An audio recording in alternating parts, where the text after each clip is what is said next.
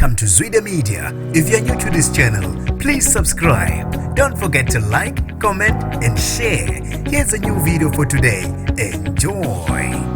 Ucishe waphela induku umlingisi woZalo uNkanyiso waziwa ngelekanjeza ephazamisa umcimbi kwenye yezindawo eMtubatuba. Sanibonani nginibingelele ngiphinde nginamukele kuphi na kuphi la nibolo khona le video. Mangoqala isijonele elikhasi wamwelekela igama lami ngusibonga konke wakandwande Mothanda ungangibeza intatheli ka YouTube. Bathi ukuthele bagana unwaba bebehlele umcimbi wokuvala unyaka abalandeli begcoka amelisha kuyibranch yaseMtubatuba. Umlingisi woZalo unjeza ephazamisa umcimbi. Kube khona ukushayisana kwama bookings la unjeza ebebhuke ekhona kwabeke sekubhuka nabo abalandeli begcokama for event kanti ke unjeza ubesethu ukuthela eganunwa besethola ukuthi event ithathwe abalandeli begcokama elisha for umcimbi wabo wokuvala unyaka.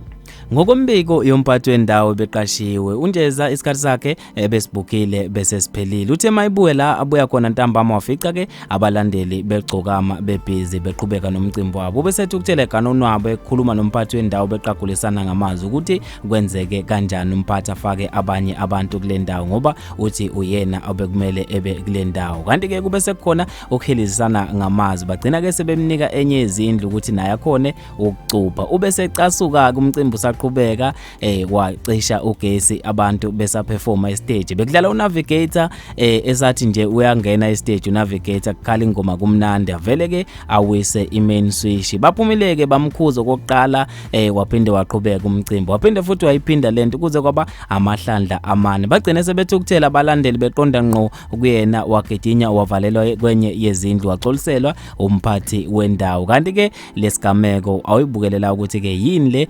eyenzakalile nawo amazwibela ubambela